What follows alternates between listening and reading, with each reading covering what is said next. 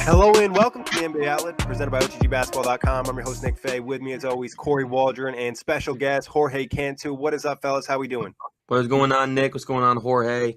Always a pleasure to have Jorge on the show. I can feel things are going to get a little spicy on this one. And we're all bracing, at least me and Nick are, for some big-time snow coming. Heck yeah. Once again, excited to be back here at the outlet. And I'm just feeling in that kind of trade deadline mood as we get closer to the February 7th date. So let's get the trade talk going. Yeah, exactly. Like Jorge said, we're going to be talking trades today. A couple NBA headlines that just popped up recently, too. As always, check out the show, iTunes, Blog Talk Radio, OTGBasketball.com, Google Play, Dash Radio, YouTube. Also, check out Heaters Gonna Heat with Jorge Cantu and Philexis Hoops with Kory Waldron. But moving on to some of the top NBA headlines, we just got breaking news. Anthony Davis, sprained finger, going to be out 1 to 2 weeks. Guys, how is this going to impact the Pelicans? Are they even going to have a shot at making the playoffs anymore? So I had very high hopes for the Pelicans before the season started. The thing is, we've seen Anthony Davis in this exact same situation for a couple of years already, where it seems like he has enough talent around him to take a good playoff spot and be in a favorable position in the first round. Davis is obviously one of the league's top players. I don't think anybody can argue against that. He might be top 5 or top 6 unanimously. And this year, starting this one, it seemed like he had more than enough help to easily make the playoffs. You can say injuries have derailed the team. Yes, that's right. Nikola Mirotic has missed a bunch of games. Julius Randle has missed a couple of games here and there. Even he has made, like Davis, he has missed a couple of games too. And, well, Drew Holiday is having a career year. Davis is beasting. But things, for whatever reason, are not working as planned. That's mainly because their defense is letting down, but their offense was just crazy. So Davis is going to be absent for 1 or 2 weeks, and we've seen them struggle even with him. So I don't want to see what happens when they don't have the brow. Yeah, man, I'm just looking at their schedule to end January, and it starts off with Memphis and Detroit, which isn't overly hard without Davis. I mean, there's still tough games, but then they play to end the month the Thunder, the Spurs, the Rockets, and the Nuggets. Oh, and all of those games have playoff implications. They're all teams ahead of the New Orleans Pelicans. This is bad. This could be something that really puts them farther out of the playoff race. Obviously, Anthony Davis, you mentioned, Jorge, is crucial. He's a top 5 player in this league, and any given night, he's a top 3. And I mean, depending on where you stand, he could even be the best player in the league, depending on how you see him. And obviously, losing him with all the health injuries they've had already this year doesn't help. I don't know. It feels like this could be just the start of what may be the eventual leaving of Anthony Davis. This could be the start of it, because if this next week and a half to 2 weeks goes really bad without Davis, the West is just so tight. They can fall out of the playoff picture that quickly. Yeah, 4 games back of the 8th seed right now, 21 and 25. You figure if they get 8 games under 500, it's going to be extremely tough for them to push for the playoffs unless they get busy at the trade deadline and add some type of piece and kind of get desperate. Like Kory said, if they lose all these games and they don't have a shot at the playoffs, I don't think it sends the right message to Anthony Davis. Obviously, he's been very positive about staying, but he is a very good player, and he's going to want to win in this league. I think that it's possible that, say, the Pelicans lose the next 5 or 6 games, or 6 out of 7, 5 out of 6, whatever. They go on a very bad streak. And then their general manager, I'm pretty sure it's Del Demps, Yep. He says, you know what? We're 10 games, 8 games, whatever, below 500. We're not going to get any better. And they pull the trigger on an 80 trade. How likely do you think that is? Because I do think there's a chance, like Kory said, that things go super bad and they have another injury. Things go the worst case scenario, and they just hit the rebuild button. I personally don't feel like that's likely this year. I just feel like you're going to at least keep Davis through this season, try and probably rework stuff in this offseason, and then give him, next year to really try and make a push. Then, if they're in this kind of predicament and this kind of spot come next season, then I think a trade is definitely on the table. I don't think they're going to look to move him this season, personally. I don't think it's out of the realm of possibilities, if they were to go 10 games under 500 and 80 asked for a trade, but I think it's more likely if they move him that it would actually be in the offseason.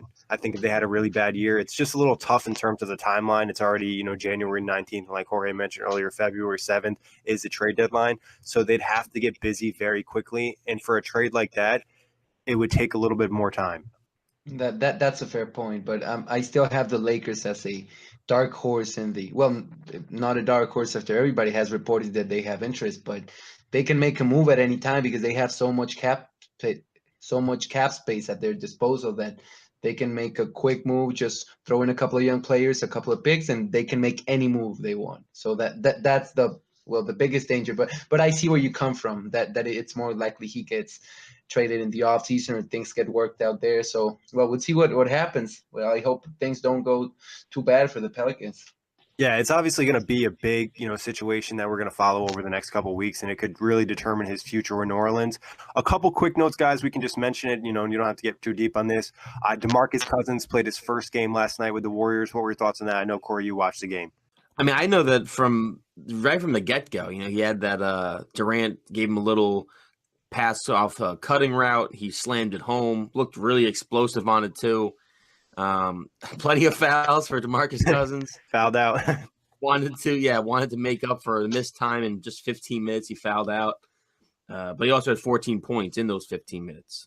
3 threes, which I think was what stood out the most, is the fact that they really are going to have 5 guys who can space the floor out there at all times, and one of them is now DeMarcus Cousins. I thought he looked decent. Obviously there's going to take some time to get everybody fully functioning, everybody realizing, where they fit on the court now with Cousins entering the fold. But I liked what I saw, and it almost felt, once again, kind of like I did before the year, that there is no way someone's beating this team in 7 games. That's kind of how this felt. Yeah. Looking at the box score, as Kory mentioned, he had 14 points, 6 boards, 3 assists, 1 steal, and 1 block. Like, he filled the stat sheet all around. So, and I don't think anybody's bidding. I don't think anybody is beating this team either. Like, it just seems too hard. What are you going to do against 5 All-Stars? Yeah, and the thing is, one injury, no big deal for them because they have so much talent on this team. And it's not like they don't have solid bench pieces. Obviously, they haven't performed great this year, but in the playoffs, they're going to step up. Unless somebody in the East or a team like Houston or whoever's at the top of the West or like Denver makes a really big trade to add another All-Star, it's going to be extremely tough to beat this team in a 7-game series. On a smaller note, we did have a little bit more news. Kenneth Faried was bought out by the Brooklyn Nets, and it looks like he's going to sign with the Houston Rockets. What do you guys think on this front? Is he going to help Houston? I mean, he doesn't quite fit the Mike D'Antoni modern big man role in the sense that he cannot really shoot threes consistently. Oh, well, Nick, you might be able to correct me on that. He shot a couple threes this year, but like you said, Jorge, not consistently. I mean, personally, from my perspective, watching the Nets, he really hasn't gotten a lot of minutes. His best, spot right now in the NBA is small ball 5. I'm sure James Harden's going to do a good job throwing him oops and whatnot. But defensively, he's not going to really bring a ton. But rebounding-wise, he should help. But also, this Houston team is super desperate, just losing Clint Capella for a couple weeks. I mean, Faried is definitely an upgrade over whoever is starting at center. I really don't. Nene's been playing center. They've been going without center sometimes.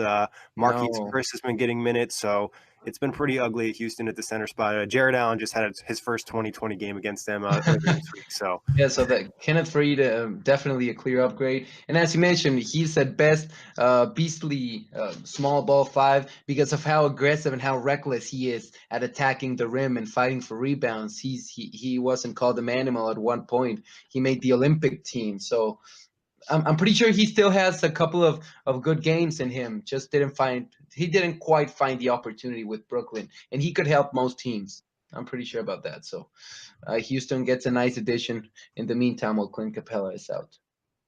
Yeah, I mean, reacting to the tweet to the trade just last night through tweeting, I think it makes sense for the Rockets. Obviously, they need bodies at this point. They need bodies who can kind of get up and down the floor. Kenneth Faried has been that guy in the past. I know I've spoken this a couple of times. I saw one game of Kenneth Faried this year, and it was against the Milwaukee Bucks. He had a double-double in the second half. He looked decent. I don't know what his fit will be with the Rockets long term. But I think for what they're lacking now and for how well James Harden is playing, any and all talent that can maybe assist him in helping them win. I mean, they just lost the other night when he scored 58.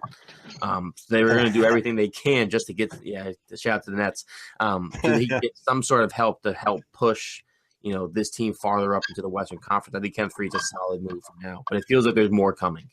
Yeah, and it feels like, honestly, that Harden's going to get a lot out of him. He just gives him another person to run that pick and roll with, somebody who can attack the rim. And like Jorge said, when he's playing hard, he's still a good player. The problem is he going to consistently play hard? If he's not getting the ball, is he going to play defense? I think that's a question mark. But like you said, Kory, Houston kind of needs anything they can get at the moment.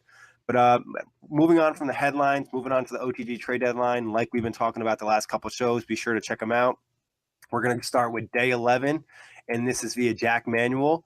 New Orleans Pelicans receive Kent Bazemore. Atlanta receives Solomon Hill, Check Diallo, and a 2019 first-round pick, lottery protected.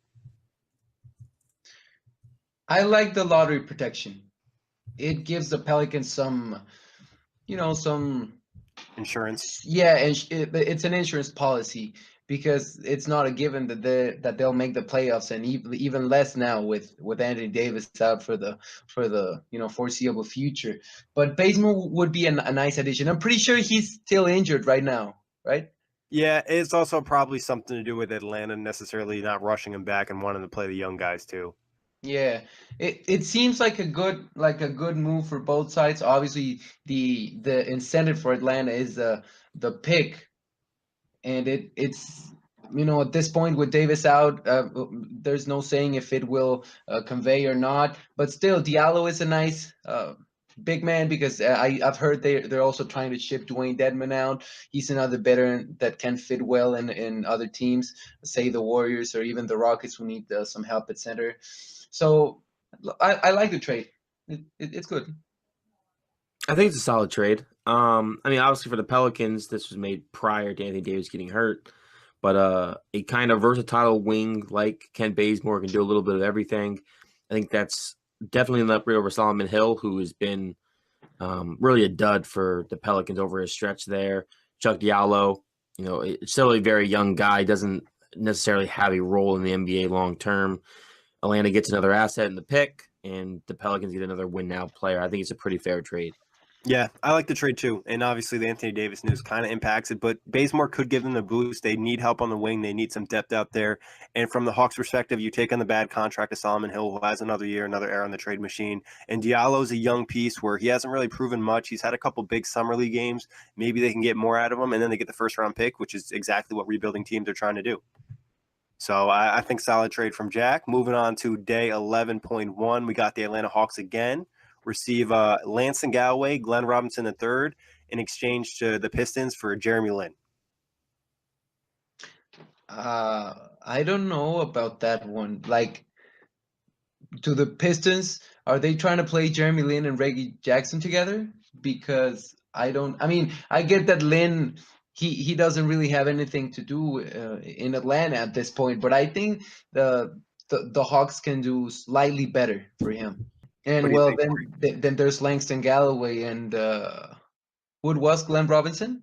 Yeah, Glenn Robinson III. Yeah, I think Robinson might be the better piece, being he's a young guy, and he was in the dunk contest. I think he actually won it a couple of seasons ago. So there's still potential there. That's another area where the Hawks would always be willing to get all the young guys they can, because what they're doing right now is working. But I think the Hawks might be able to do slightly better, and I don't really think the Pistons get that much better with the trade. So Glenn Robinson III, obviously, he's been a bust for them. Galloway had some nice moments with the Knicks, and he just never really flourished in Detroit. I think it makes sense because Reggie Jackson has just been terrible. I mean, quite frankly, he can't shoot. He just doesn't look as explosive as the same kind of player. Ish Smith is kind of their best point guard because he's a very good playmaker. And I think Jeremy Lin is kind of like in between what they hoped Reggie Jackson would be and an upgrade from Ish Smith, at least offensively. So I think this is a fair trade to a degree for Detroit. For Atlanta, I mean, you're taking a risk on a young guy and you're getting another asset, but I don't I don't know how much Atlanta would want to, but again, you're trying to move off guys like Lynn, Dedmon, and Bazemore because, why have these vets on your roster if you can get some assets in return?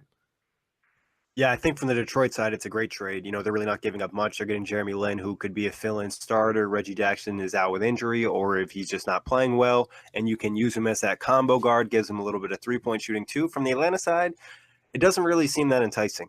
You're getting Lanston Galloway. You has another year in his contract. Same thing with Glenn Robinson III. His second year of his contract might be partially guaranteed, but still, I think they at least want a second-round pick in this deal because it just doesn't make much sense for Atlanta to pull the trigger.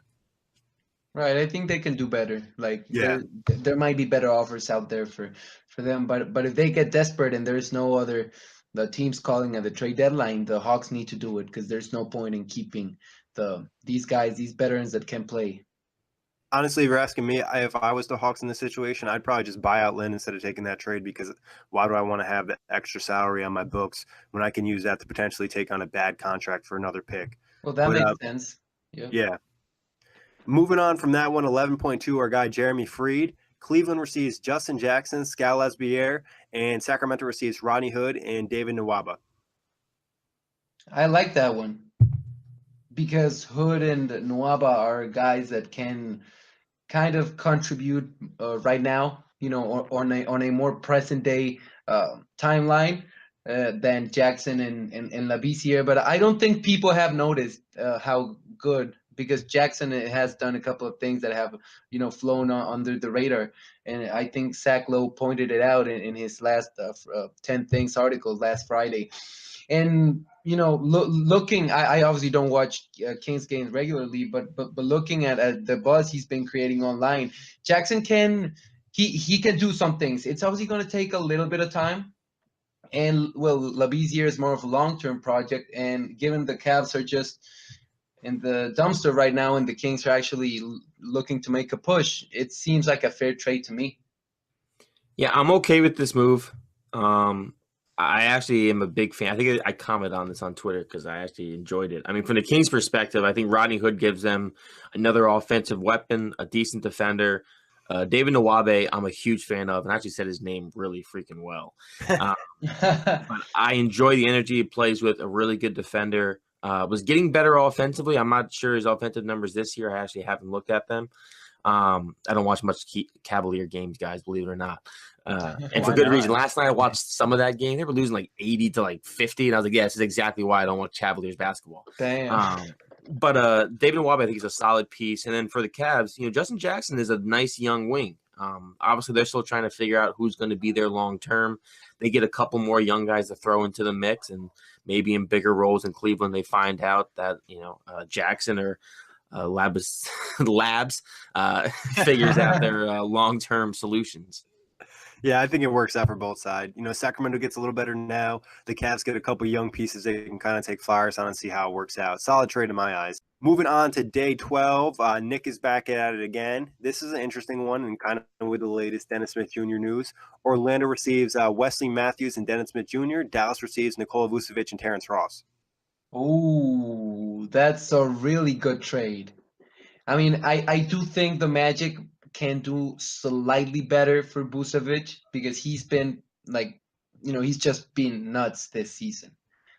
And I'm pretty sure he'll be an upgrade over DeAndre Jordan. I mean, there's no replacing the rebounding that Jordan brings, but I just feel like he's been a little bit lazy this year. But Vucevic has been doing really good on the boards himself. He's been a monster.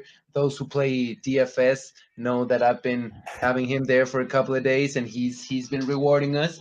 So he took that major leap, and then the Magic get to fill that void that they have at point guard, because I still don't know how they've gone over one half of the season with DJ Augustine starting most of their games at point guard.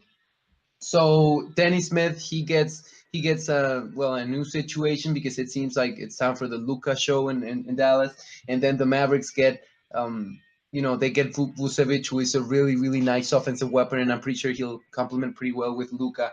And then the Magic will also be getting Wesley Matthews, who I think at this point is kind of an underrated player too. He can make threes. He can play D. He wasn't the same after his Achilles injury, but still, he's a very good player. He can score, and he can help the Magic do some damage. And well, losing Terrence Ross obviously hurts, but the trade for Dennis Smith, I think that's the main the main asset that they're receiving. So I don't think they mind giving up Vucevic and Ross in this one. Good Yeah, trade no, for both sides. Yeah, Orlando does not care who they're giving up in this deal if they're getting a young, promising asset like Dennis Smith Jr. They don't care about losing Vucevic. They don't care about losing Terrence Ross, because then you have a young core. Whether or not Steve Clifford plays the young core is a different question. But you have Dennis Smith Jr., Jonathan Isaac, Mo Bamba.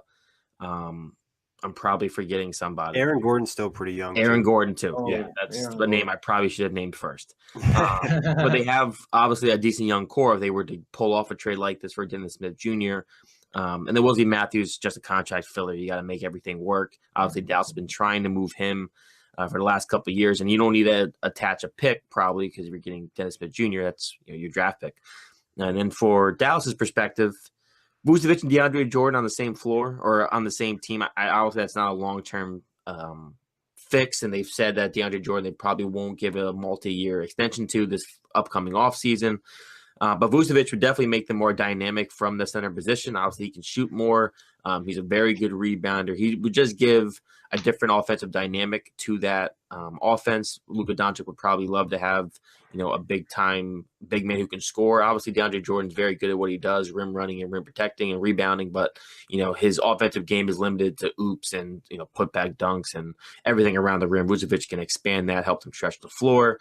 And then Terrence Ross, I think I've been probably one of the biggest Terrence Ross stains this season. I think he's been phenomenal for the Magic, having a career year, looks very athletic. He's back to being that 3-and-D guy who we once saw in Toronto when they had that nice run. He was the slam dunk champion. I think he's kind of back to that. For whatever reason, he kind of lost his way a little bit. So I think Dallas gets two very win-now players, and then Orlando gets a big-time point guard to build around for the future. I really like this trade. Yeah, We'll need to change the name of the Mavericks to the Euro Mavericks if this trade goes through, because they have a bunch of European players who are contributing, and obviously Doncic is a big part of this. So this is really something I want to see happen.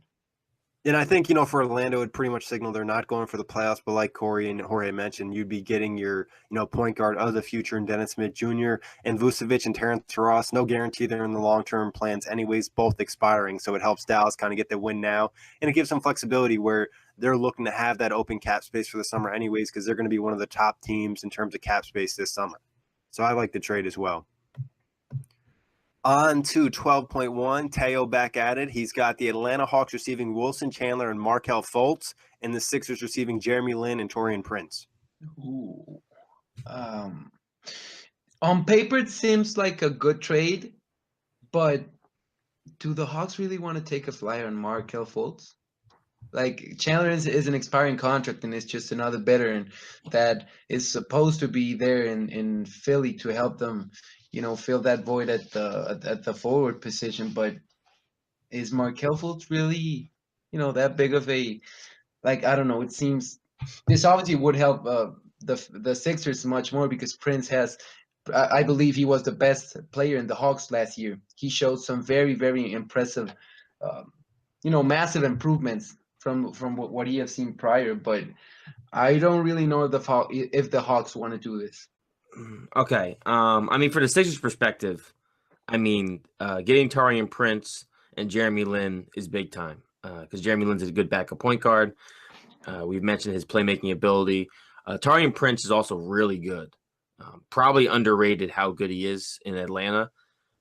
Obviously, whether or not they want to move on from him, that's something I don't think they should do. I think you can probably use Prince for the future, but if he doesn't really fit into your time schedule, I understand. Philly could use a guy like Taurean Prince. I think Wilson Chandler, the idea of who Wilson Chandler was is exactly what the Sixers needed. But Wilson Chandler just really isn't that. I think he still plays a lot of good hustle basketball. Offensively, though, he's just not the same player. He's had some hip injury. He's had a lot of injuries. I just think it's taken a toll on him. So he's just not the same type of player. And as we know, this is probably the first time I've heard Markelle Fultz since he got removed from playing because of the shoulder injury. We haven't really heard anything on him, any reports, so I really don't know what's going on with him. But if the Hawks think maybe a Fultz, Trae Young backcourt could be something, then maybe they go after a move like this. I personally feel like there is no trade market for Markelle Fultz at this point in time. That's personally how I feel. I think it would be a huge risk for the Hawks, but it could pay off. Obviously Markelle Fultz, a change of scenery, a team like Atlanta rebuilding, there's not as much pressure. It's if they believe in Fultz, this trade makes sense. If they don't, then obviously they're not going to do it. Jeremy Lin, like we talked about earlier, he's going to get moved on from. They're not going to look to keep him for the whole year. Taurean Prince would be an interesting piece. And I think the argument would be maybe, Markelle Fultz has the higher ceiling if he can get back to the game that, was expected when he was drafted. But if not, it would be a steal for the Sixers. So I think it's a safe move for the Sixers. It's a huge risk for the Hawks because, like what you guys mentioned, we really have no idea what's going on with Markelle Fultz. 100% agreed. So it's all in the Hawks' perspective how they view Markelle Fultz. Moving on to 12.2, Dalton Pence, one of the busiest trade guys out there right now. And he's got a hot one for us, and this is kind of related to the topic we start the show with. The Lakers receive Anthony Davis. The Pelicans receive Kentavious Caldwell-Pope, Lonzo Ball, Brandon Ingram, Josh Hart, 2019, 2021, 2023 first-round picks from the Lakers. Wow, that's a massive deal. Like just the picks alone make it like a very, very interesting deal. You're getting Ball, you're getting Hart, and you're getting Ingram. Plus, what's that? Three picks? Yep, 3 first-round picks. And then, Caldwell Pope is there to fill the salaries, but I mean, unless the Pelicans would want to wait and see what the Celtics have to offer, I don't think they're getting any better offers. And that's kind of the point that I was making, that the Lakers just have so many assets, the combination of picks and young players, that they can make an offer for anybody in the league. They already have the best player in the league, or so he's still considered widely as the best player in the league in LeBron James. So they can trade for anyone, and I think that this is as good as they want to trade. And if they throw in this package, I don't think the Pelicans have any interest in waiting for, to see what the Celtics offer, because that's 3 picks, 3 young, interesting guys. Obviously, Ball still, I have mixed emotions towards him, but still, you have 2 other guys, and then Caldwell Pope is gone after this year. So, and Davis has another year left in his contract after this? Yeah, he has another year, and I believe then it's a player option the following season. And obviously, if they get him, they'll be able to extend him, in-house, which will be a little easier too. I like this one. I like it for both sides. Maybe the Lakers are giving up a little bit too much, but if that's what it takes to pair LeBron with Anthony Davis, I think they should take it. I'm so on the fence for this one. Because obviously, if you can get Anthony Davis, you get Anthony Davis. I mean, I think that goes without saying. If you can bring in a once-in-a-lifetime generational player to pair with LeBron James, when you still probably have more cap room to go after another superstar after that, it makes 110% sense to make that deal. With that said, I would have a really tough time getting rid of all of my young assets in Lonzo, Ingram, and Hart. Now, granted, you're keeping Kuzma, you're keeping Zubac in this deal as well.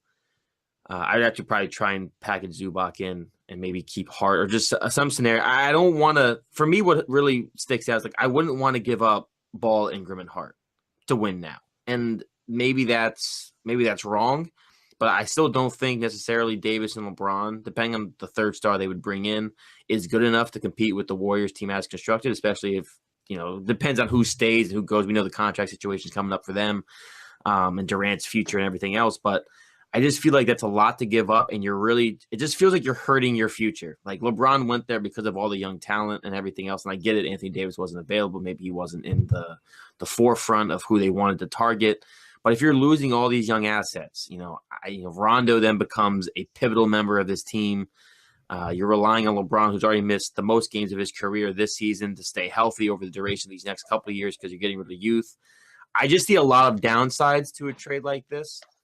For the Pelicans' perspective, you take it all day if you have to get rid of Davis because you're getting a lot of young pieces together that you can start to build around, and you still have Drew Holiday under contract. You still have Julius Randle. It's almost like a Lakers 2.0, but in New Orleans. But I think the Lakers would have to make the deal, but I'd be really hesitant and really cautious. I don't think I would be that cautious if I'm Lakers. Yeah, it's like a huge risk. You're trading on the first round picks, you're trading young pieces, but like a lot of them haven't been as promising as you anticipated when obviously this stretch without LeBron. And then also you're trading for Anthony Davis, who is 25 years old. It's pretty much guaranteeing your franchise is going to be relevant for the next 7 years. You'll have LeBron, you'll have all the cap space this summer. Now you have the potential to pair him with AD, LeBron, KD, or Kawhi, like, one of those three combinations right there. And then also I think for this season, they'd open up a lot of roster space where they'd be very busy in the buyout market. Maybe this season exactly they wouldn't be able to compete with the Warriors, but Anthony Davis and LeBron, probably two players in recent memory who've done the best other than Kyrie Irving against the Warriors. So having those two guys automatically gives you a shot. I think you pull the trigger because you still get to keep Kuzma, and like the other guys haven't been super impressive, and now you can kind of get them at their value before, because there's no guarantee Brandon Ingram, Lonzo Ball, and Josh Hart are going to become great players. It's like, all right, it's still a risk taking on the young guys. I think the finishing and the sweetener for the Pelicans would be the 3 first-round picks, where there's really no way for the Pelicans to say no in the situation in my eyes. Like, do we understand how crazy it is having Anthony Davis in a Los Angeles market alongside With LeBron? Yeah, exactly. Alongside the guy who's still regarded as the best player in the league. I don't think we really understand that. And even I agree with Nick. Even when you're giving all these young guys, they have not. It seems like they have disappointed a ton thus far because Ball. I'm still looking for his shot. He has a non-existent. He's still shot looking for a shot. He's still looking for it too. And then Hard. I mean, it's also the arrival of LeBron, but this year he's taking a step down. And then Ingram, we expected him to be the big guy while LeBron was out, and he did have a very nice game this week. But other than that, he's been, a little bit. And I don't think them alongside LeBron gives them the best chance to play ball because he's handicapped. Obviously, he's a top playmaker, and LeBron is too. And then Ingram, he's not benefiting from playing alongside a ball dominant forward either. So maybe if they get a change of scenery, the Pelicans can untap their potential. So I really like this trade and would make it from both sides, even when it might be a little bit risky from the Lakers side with all the picks. But as Nick mentioned, they're pretty much set for the next 6-7 years when they get Davis to re-sign. Yeah. The only thing I want to say is I'm not overly worried about Lonzo and Hart necessarily. I mean, these guys are still so young. And I mean, Ingram to me is the guy who's kind of questionable because everyone just has these high expectations of him. And people continue to have these high expectations. I just don't necessarily see it on the floor. But I don't know. I mean, you have to do it, obviously. If you're the Pelicans, you're getting this much back. You have to do it. You're not going to get a better deal. And for the Lakers, you're getting Anthony Davis, as you guys have mentioned, which is, he's 25. He's going to be the face of the league possibly in, the next 3 years. So I understand you got to do it. I don't know. For me, it's just, I don't know. I guess I value youth for once. I don't know. I'm in a weird place on this. Brandon Ingram is actually just as young as Lonzo Ball. So, I mean, it also depends on how you view the three guys. Do you think any of these guys are going to become all-star players? And even if you think 2 or 3 of them are going to become all-star players, I don't think any of them are going to become superstar players. And I think, in a vacuum, you would trade 2 all-stars for 1 true superstar. And you're also getting the 3 first-round picks, which is insane. So the Pelicans also get a chance to find some value in the draft and in the future. So I think both sides have a pretty fair, that they get a pretty fair return for what they're giving up. And I think the only thing that maybe holds up New Orleans is there's been talk about the franchise and how it would just kill the franchise to lose Anthony Davis. So that's the only reason where maybe the Pelicans don't pull the trigger. I mean, it's still very exciting for a fan base to get 3 young, players like this who've had some success in the league. But still, that would be the only thing that would hold me back from the Pelicans side. Like, are we going to lose our fan base? This is a business. Like, we need to stay on top of it. That'd be the only like concern. But the Lakers, like, I get losing all the young pieces, but I also think Anthony Davis, like you said, Kory, could be the guy who's the next face of the NBA. Moving on from there, any final thoughts? I do have one. That would be nuts. That's all I'm going to say before we move on. That would be nuts.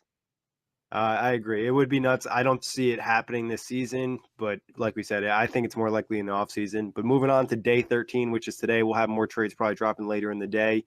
The Charlotte Hornets receive Wesley Matthews, Dennis Smith Jr. Dallas receives Jeremy Lamb, Frank Kaminsky, Marvin Williams, and OKC's second-round pick.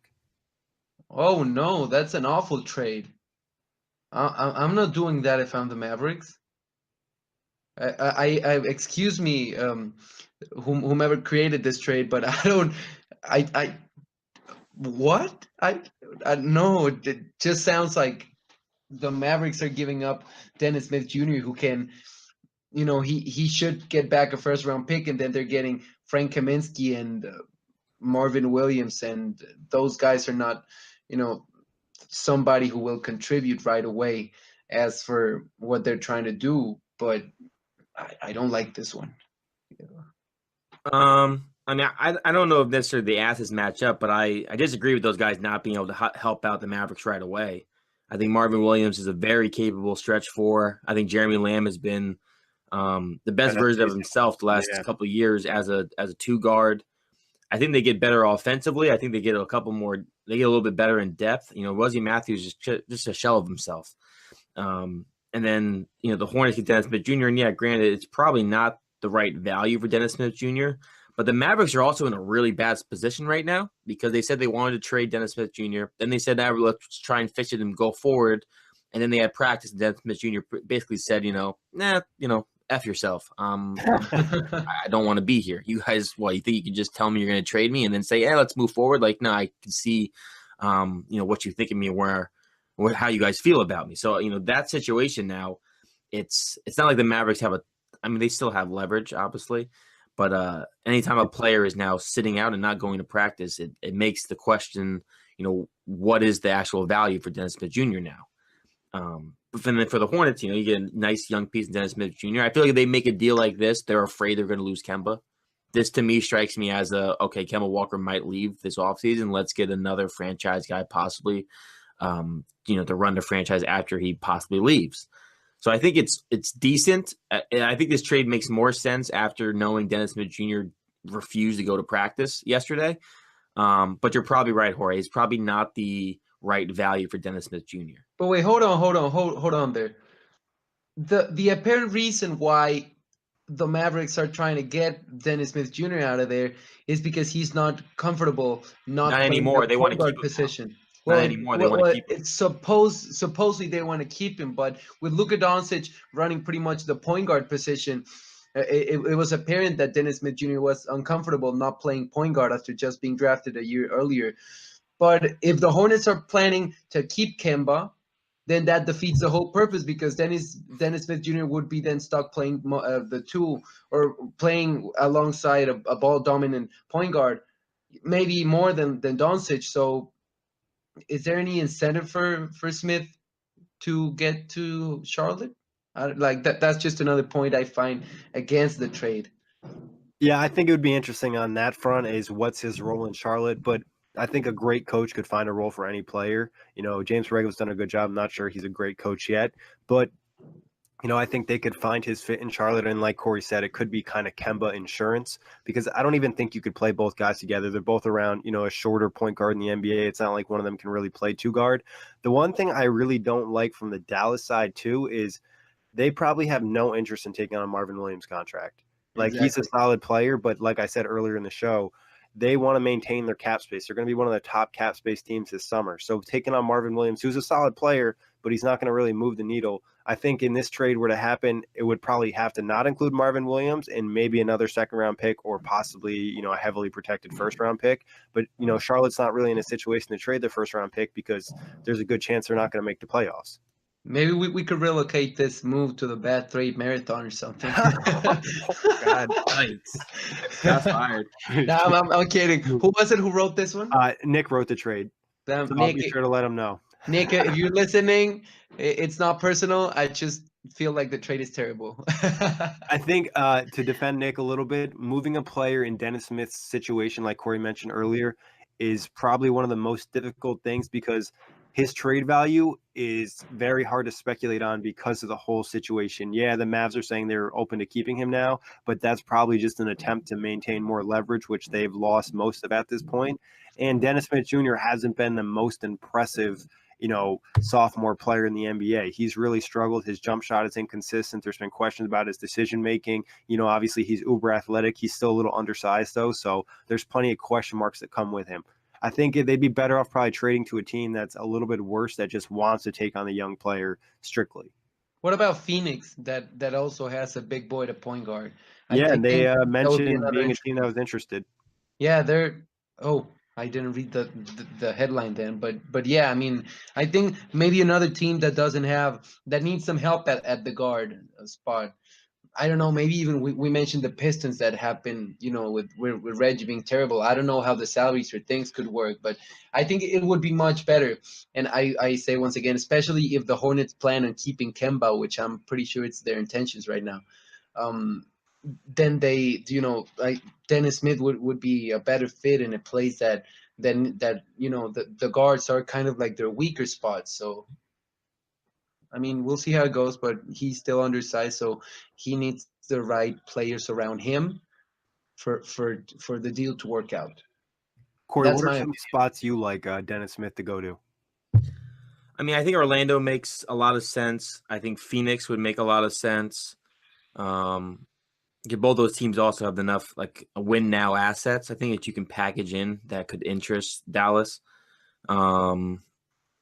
It's just every team has good point guards. Like most every team in the league has good point guards. I mean, I also like I could see like I know this. I saw some Pacer Twitter heads kind of like looking at deals. Like the Pacers would be somewhat interesting too if they wanted to package something to get Dennis Smith Jr. because they obviously have a lot of point guard questions in the future. But again, I don't know what a deal like that would look like. I don't think they have enough win now or pieces that would interest Dallas. What about it? You think if they threw Collison and a heavily protected first round pick? I still think you'd have to throw in like an Austin Holiday probably.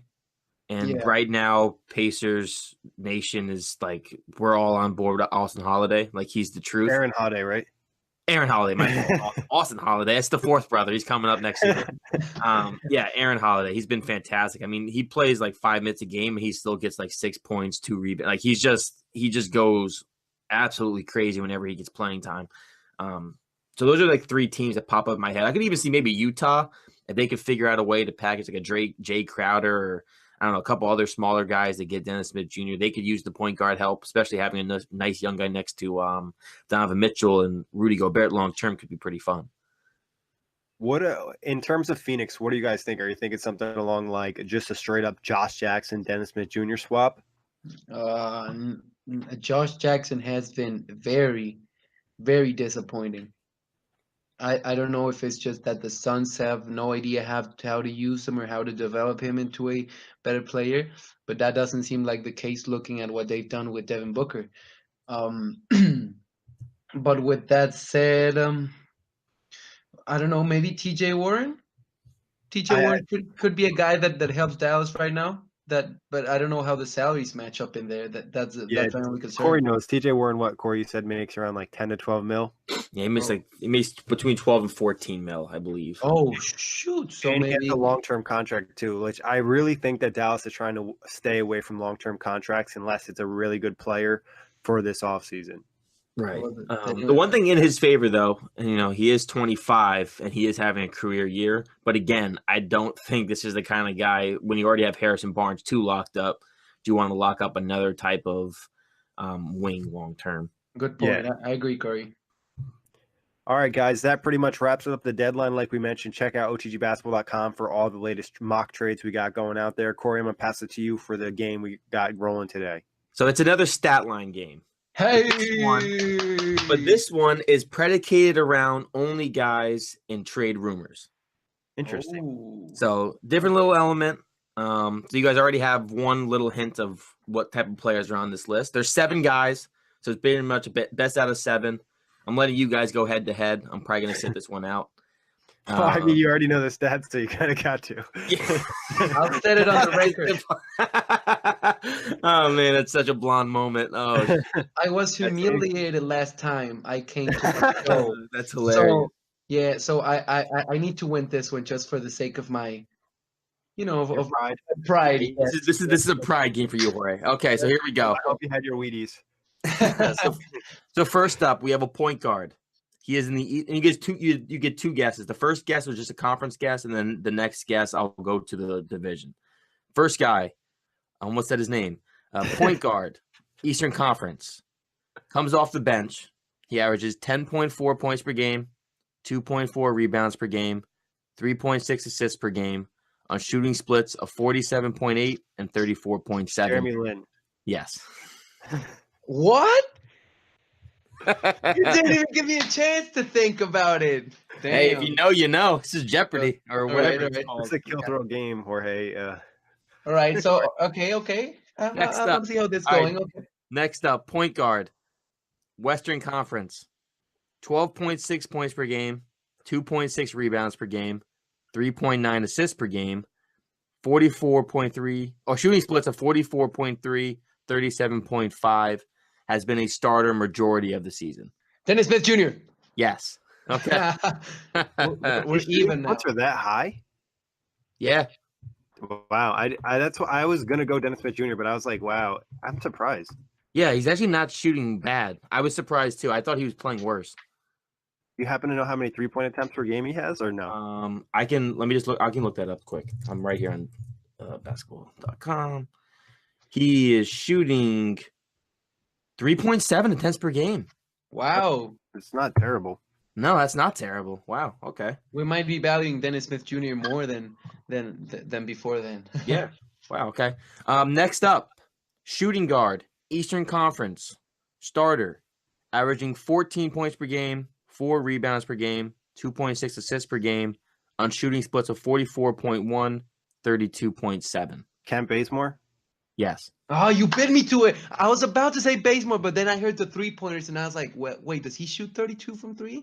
Yeah, So he's a consistent 3-point shooter. This one's gonna be rock hard. All right. I'm a small forward / power forward. I've played in the Western Conference, and I average 13.4 points per game, 5.4 rebounds per game, 0.5 assists per game. Carmelo Anthony. Yo. There's only 2 players it could be. As soon as he said he played in the Western Conference, it was either Carmelo or Trevor Ariza. So, and I had a feeling it wasn't Ariza because he probably would have said west to east. So, yeah. Okay. I feel humiliated once again that you guessed Sorry, Carmelo Jorge. Anthony. You're in over this. me. You're still in it, Jorge. You just Okay. got to win out. You I'm got gonna come back from the 3-1. Here we go. This is We comeback need time to- for you. Eastern Conference, center, starter. This is so easy. Okay. 20.1 points per Vucevic. game. Vucevic! I already said it. Sorry, Jorge.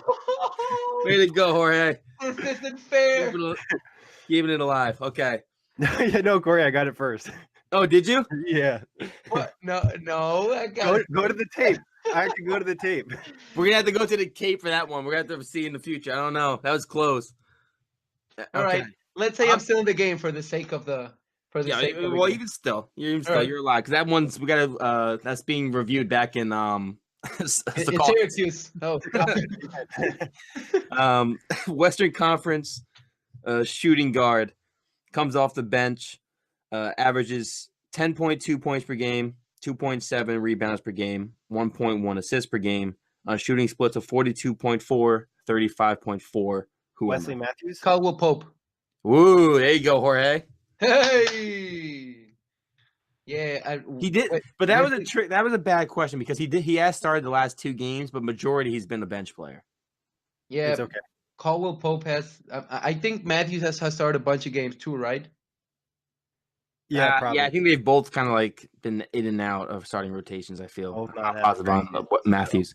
All right, next up, power forward / center, Eastern Conference, averages 8.7 points per game, 8.5 rebounds per game, 2.0 assists on shooting splits of 46.7 and 40.7.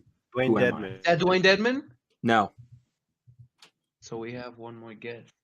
Trade. Did you both say Dedman? Yeah, we did. Okay, You said the conference was the East, correct? It's the conference of the East, and the division is the Atlantic.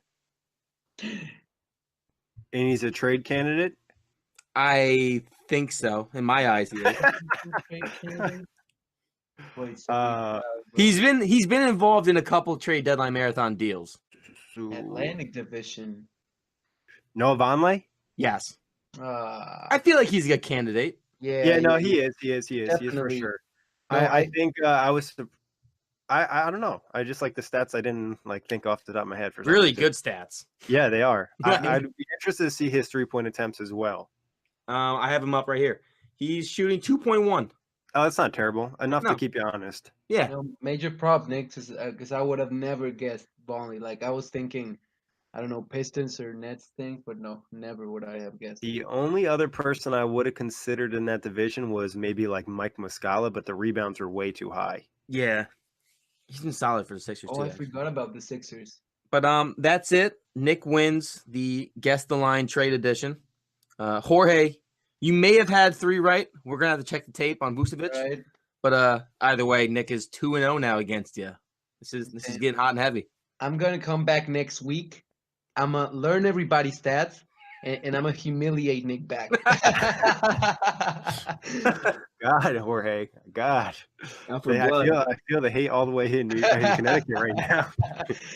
Nah, man, all good. I always love coming to the show to play these because they're super fun. You know, I love the stats, so it's always very, very fun to play these. I like being on this side of the stats. We could change that real quick if you want to keep this interesting. Jorge, you want to try to beat Kory real quick? I could come up with 3. Okay. I'm down, Jorge, if you're down. We could do a best of 3? Yeah, best of 3 again. All right, I might leave with my head high, so why not? Let's go. I'm not going to do playoff candidates. I'll just do regular players, and you're just going to have to try to guess. Oh, so it's all the league is possible. Yeah, I'm going to stick to top players, but I'm not going to give you the full stat lines. Okay. I'm only going to give you partial stat lines. So we're going to go with the first one right now. So 26.6 points per game. They're shooting 44.3% from the field. They average 8 rebounds and 4 assists. They play in the Western Conference, and they're on a playoff team. Is that Kevin Durant? No. What was the rebounds? It is 8 rebounds a game. LaMarcus Aldridge. No. No, he's not been 26. That's got to be. I'll give you the division in just one moment, and that is going to be the Northwest Division. And like I said, playoff team. Oh, Karl Anthony Towns. No, he's not a playoff. Damn. I'll give you another try because he wasn't playoffs. Oh, sorry. Is it Joseph Nurkic? Nope. Northwest Division. Kory, I'm disappointed you didn't know this one. Is that Paul George? Yeah, it is. Oh, Wow. I hesitated because of the boards, but I quite didn't know. Yeah, it's funny, actually. I didn't realize he was averaging that many rebounds. Yeah, me neither until I just looked. I was like, holy shit. I thought he was like a 20. I knew he was averaging above 26 points per game. That's his career high. But I thought he was only at like 7. I don't know. That's good. Wow. I was like, no way he averages that many boards with Westbrook in there. But all right, major props to PG. All right, next one. Eastern Conference playoff team as well, averaging 23.2 points per game, shooting 49.6% from the field, 6.8 assists, and 4.9 rebounds. Oh. What's the field goal percentage? 49.6. I'll give you a hint. Obviously, you could kind of figure this out by the assist total. He's a point guard. Point guard in the East. How many points again? 23.2 and 6.8 assists. Is that? I'll give you one more hint. Kyrie. It's a really good player. What was that, Kory? It can't be Kyrie. Is that your final guess? It's Kyrie. Kory gets it right there. Yeah, Kory got it right. All right, 1-1. This is the game breaker right here. It's gut check time. Come on. All right, Jorge. Good luck. So, next player plays in the West, playoff team, 28.1 points per game, 50.9% from the field, 7.4 rebounds, and 6.6 6 assists. Steph Curry? No. Kevin Durant. Yes. No! I was so close. I and knew it was a missed Warrior, the and I first knew one. the minute you said Curry, I was like, yeah, definitely Durant. Yeah. The one, surprisingly enough, Durant is averaging more assists than Curry. That is Wow. surprising. It might be time for me to go hide under my bed until next week's outlet. I'm not good with stats either, Jorge. Just to make you feel better. Ashamed. Oh, it's okay, Jorge. You got to do some homework this weekend. I do. All right, guys, that wraps up. As always, a pleasure. Thank you, everybody, for listening. Check us out, iTunes, Blog Talk Radio, OTGBasketball.com, Google Play, Dash Radio, and YouTube.